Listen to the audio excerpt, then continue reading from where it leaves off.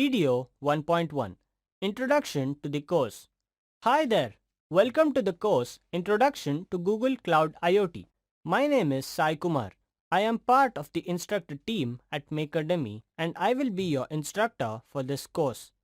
I am an electronics and communication engineer by education and am passionate about teaching technology. Section 1 Getting Started with Google Cloud Platform.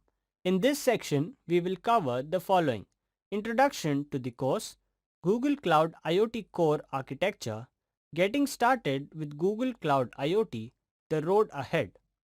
Video Introduction to the course.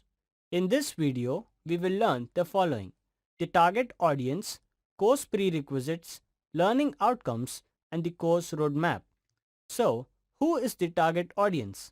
A hobbyist looking to get started with Google Cloud Platform, or a student who wants to learn using cloud services, an engineer with decent skills in programming and is looking to speed up his prototype phase of the projects, or finally any professional who wants to migrate to Google Cloud Platform from other cloud platforms.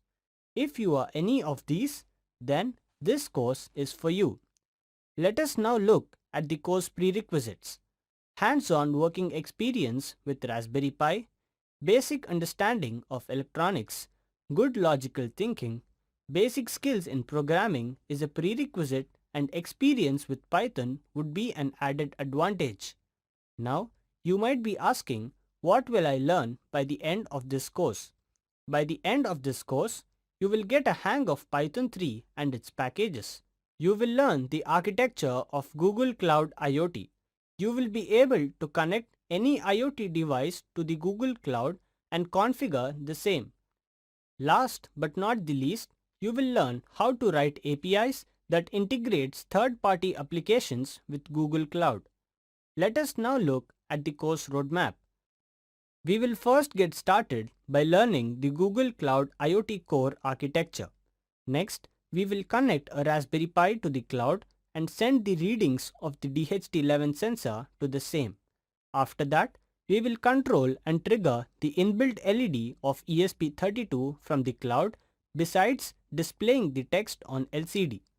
Then, we will enable the notification services and set up cloud-managed cron jobs. Finally, we will explore the cloud services related to data handling and analyze the data in Google Data Studio. So, what components should you buy to finish this course?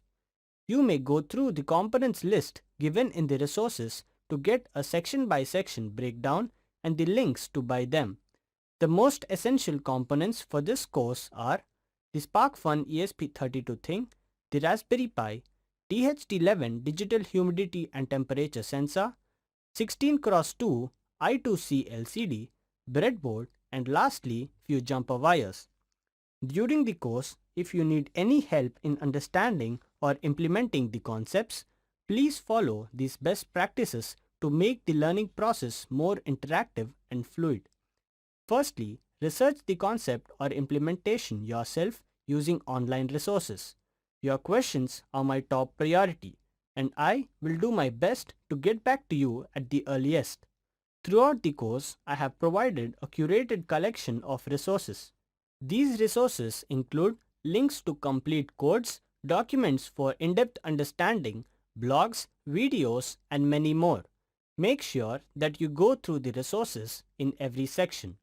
All the codes and libraries are saved in a GitHub repository. They are organized section-wise for ease of access to the learner. I will now show you how to collect all the codes onto your computer. Firstly, click the repository link given in the resources section. Now, click on the clone or download option. After that, select the download zip option. After downloading, extract the file to get access to all the codes and libraries. So, what are you waiting for? Come join me in this course. I am looking forward to being your instructor and to guide you in the world of Google Cloud IoT. Video summary. In this video, we have covered the following: overview of the course, then the target audience and course prerequisites, learning outcomes and course roadmap, and some best practices to ensure a great learning experience.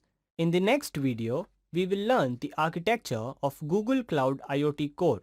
So, see you in the next video. Until then, goodbye.